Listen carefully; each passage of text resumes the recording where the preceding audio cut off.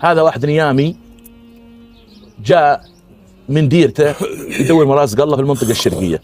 ذيك الأيام في المنطقة الشرقية فيها أعمال في الجبيل في الهيئة الملكية دفان وما شابه ذلك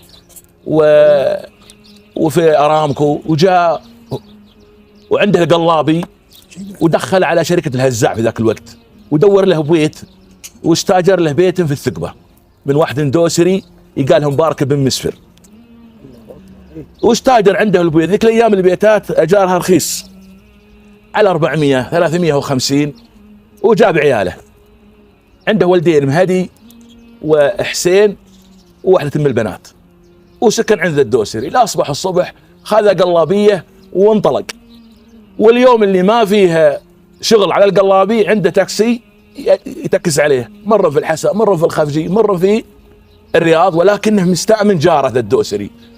وغدا ذا الدوسري له مثل الأخو ولد أمه هو، إلى درجة أنهم فاتحين باب بين الدوسري وبينك يا اليامي، العيال ذا لا يدخلون وذا لا يطلعون.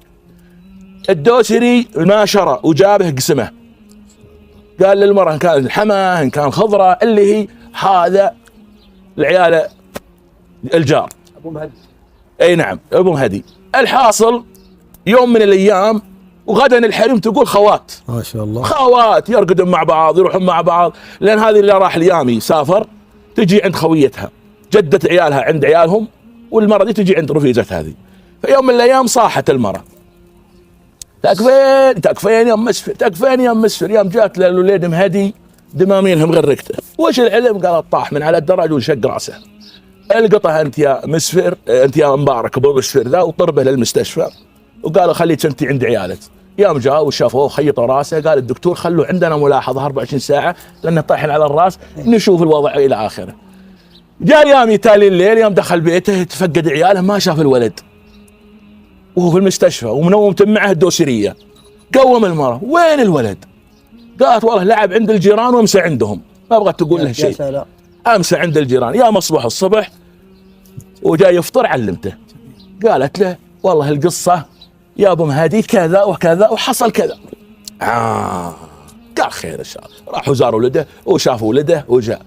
توقفت اعمال القلابي ما عاد به شغل ما عاد به شيء، وقعد له حول سنتين مع الدوسري، وكل ما جاي يعطي الدوسري الاجار قال ابد ما بي الاجار خله بعدين في ساعه في ساعه في ساعه. يا ابن الحلال اخذ الاجار. قال يا ابن الحلال ارحب يا ابو سعد خلي الاجار بعدين والله انت تاخذ اجار. قال خلي الاجار في ساعه. المراد قاموا انتم يا الياميه واتصلوا به ربع اخوانه وهلا، قالوا تعال جيب القلابي وتعال هنا شغل في الحرم وهنا توسعه وهنا بتدخل قلابيك مع قلابيات عندنا على الشركات اللي تشتغل. ويوم جاء الصبح للدوسري تقهوى ودخل عليه وتقهوى عنده، قال يا ابو مسفر جايين اودعك. وين تودعني بتروح؟ قد الرجال خالص مضبط اموره مركع في اشياء ما بها ولا عفش الله ما به شيء قليل. ايه قال وين بتروح؟ قال يا مسلم غير بدل بشوف لك. قام الدوسري تودد على رفيته، وقامت المرة تبكي على خويتها. ركب الرجال يا يروح ولا عنده حول 4 أشهر لك يا الدوسري، وظاهرها قال هذا جر. قال والله ما يدخل مخباير يا هذه تعينك يا ابن الحلال. قال اقول هذه تعينك في الطريق يا ابن الحلال خذ دراهمك. قال ولليامي ما معه في مخباه غيرها شيء. الله. قال اقول والله انت اخذها وبعدين في ساعه يا جا مدبر. قال يا ابو مهدي. قال نعم. قال الله يبيح منك رح تراها عنيه الطريق والله ما عاد يجيني قرش يا مسلم. قال اقول راح اليامي وراح الدوسري وراحت الدنيا على العابدين. تواصلوا في بدايه الامر كلنا انشغل في حاله. عقب 30 سنه وفيها ولا في زواج في جده في ذيك الصوت الكبيره، ولا مهدي ابو مهدي حاضر وعياله حاضرين، ولا في واحد جالس قال ميد واحد يا اخوي الرجال ذاك واللحيه اللي قاعد الرجال الجبر هذا منه؟ قال هذا فلان. ولو قدر رجل اعمال وعنده خير ورزقه الله. قال يا اخوي هذا كان جار لي، يقول اليامي اللي حاضر العرس وذاك يامي، ويجيه ويسلم عليه ولا الرجال كده كبير. قال ما عرفتني يا ابو مهدي؟ قال لا والله ما عرفتك يا ولدي ما عرفتك. من انت يا اخوي؟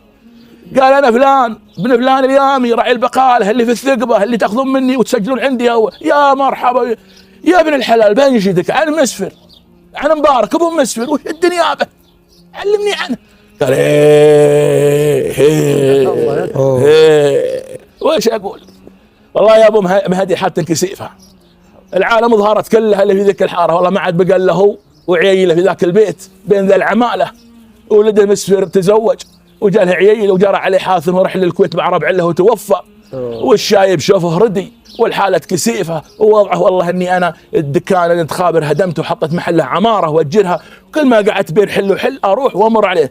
قال الشايب يا الهفي الهفاء يا الهفي على رفيج الهفاء، تقفى هيني طالبك طلبه تعطيني عنوانه وتعلمني بمحله واعزمه انت يا اليوم ذا وتوافق وياه. قال ابو الروح ويجي ام مهدي، قال يا ام مهدي العلم كذا كذا، قالت إن معك فيما تبي، قال إنا واصلين الثقبه، يلا يا مهدي ويا حسين والبنت يلا. ولا عنده بعد عيال ثانيين وعنده مرت ثانيه، ويروحون يتفقون مع رفيقهم رعيله دكاكين ذا، ويجون يوم وصلوا الفندق وسكنوا. قال انت يا الشايب لولده روح للسوق واخذ لك دينه ولا تخلي من الارزاق شيء الا ما تملاها فيه، حط فيها ومر سوق اللحم وسو وتعال.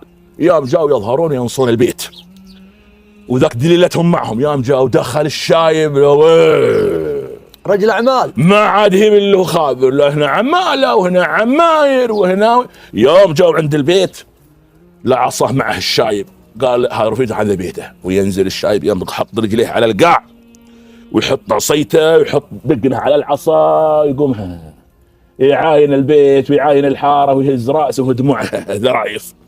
تذكر الوقت اللي مضى، يا ما معه شيء ما معه حاجه، انهم يطقون الباب. يوم طقوا الباب يفتح لهم ذا الوريع شباب ولد شباب، السلام عليكم. عليكم السلام لوليد الدوسري. من انت يا ولد؟ قال انا مبارك. مسمين على جده.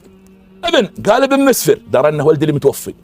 وين جدك؟ قال اقلطوا. يقول هالولد اقلطوا. قال الحريم روحوا داخل ويقلط يا حبيت حليب. ويجي يقعد في المجلس الشايب وعياله معه ما شاء الله رجاجيل. ولا خذوا الا شوي بيام جابوه يقودونه العيال بعصيته يقودونه يا مرحبا يرحب ما يدري من اللي جاء يا مرحبا يلا حيهم يدخل ويسلم عليه الشايب ويخمه ويطير به وكذا. يا ما وشلونكم عساكم طيبين؟ يقول الدوسري. شلون ربعكم وشلون مجيتوا منهم؟ قال له الدوسري اليامي انت الحين اللي ترحب تعرف من انا تدري من انا؟ قال لا والله لا جودي ما ادري من انت. الله ضيف جاني في بيتي برحب به. قال انت ما انت فاقد لك عزيز؟ قال الا فاقد لي اياها. ايش عرفت؟ فاقد لي جوفي، فاقد الحمتم من قلبي، فاقد مسفر. قال مسفر ماتوا عند ربي الله يغفر له ويرحمه. مالك رفيج غايب لك من سنين ولا قال ايه لا تجدد علي المواجع. والله يا ابن الحلال ربعي واجب. قال الحين ما عرفتني انت؟ قال والله ما عرفتك يا لجودي. قال انا فلان ابن فلان كذا.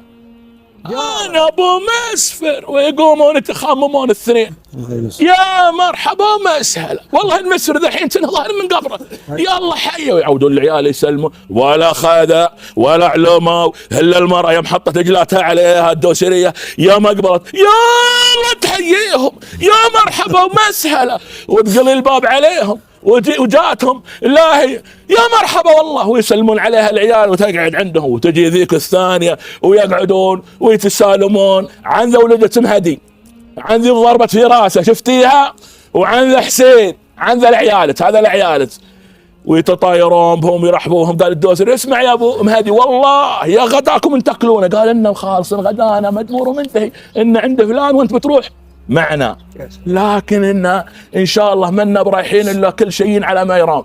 وقاموا ينزلون له وش ذا اللي انت جايبين؟ يقول الدوسري. قال اسمع الحين انت وش مقعدك في ذا المكان؟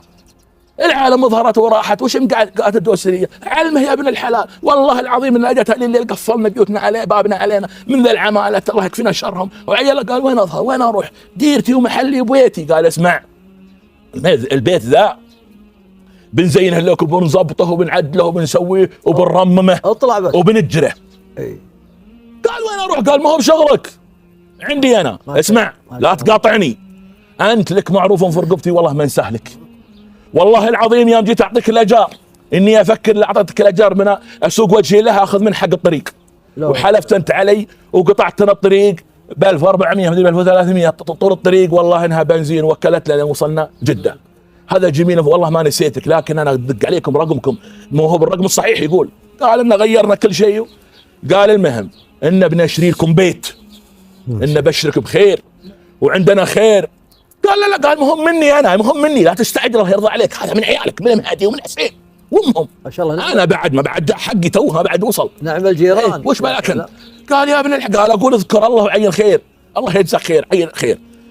ابن اشتري لك بيت في الماء، قال ابدا الدوسري ولا اقبل. قال اسمع كلمتي نافذه، ولا قال ابو مهدي كلمه ما عاد يثنيها ولا يغيرها. خلصنا هذا موضوع خلصنا منه. بيت آيل للسقوط بكره تفتح عليك وعلى عيالك. ابن اشتري لك بيت في المكان اللي انت تبغاه، ان بغيت في الدمام، ان بغيت في الخبر، ان بغيت في ذا، انا شاريه. هذا من عيالك من مهدي ومن حسين ومن امهم. قالها ما دامك معزم وناوي، والله ودي عند ربعي وجماعتي في الرياض في العزيزيه هناك. قول على خشمي، بس بنشري لك بيت دور ارضي وشقتين وفوق، الدور لك انت وعيالك والبنات الباقيات، والشقتين اللي فوق واحده الام مرت مسفر الله يرحم مسفر وعيالها كذا عارف وضعهم يوم جاء عندهم، والشقه الثانيه الفهد ومرته، والعيال اللي ما توظفوا بنوظفهم. وش تبي بعد؟ انت راعي الجميله، انت راعي المعروف فيني، انت هذا رد الجميل ورد المعروف. وان اخوان امنتك على بيتي وامنتك على عيالي، اروح واقطع طرق واسافر وليالي ب4 ايام 5 ايام، والله اني امن على عيالي وعلى زوجتي وعلى محارمي عندك في بيتك. وتشوف هذا قليل في حقك. جزاك الله. ولك راتب مني انا وانا بخير بشرك، رازقني الله وعندي خير. وجاء في الرياض توفى الشايب قبل 2 أو 3 سنين لو انت يا ابو مسفر الدوسري، ولا اليامي موجود حي يرزق. هذه قصة وفا ورد جميل. شفتوا كيف؟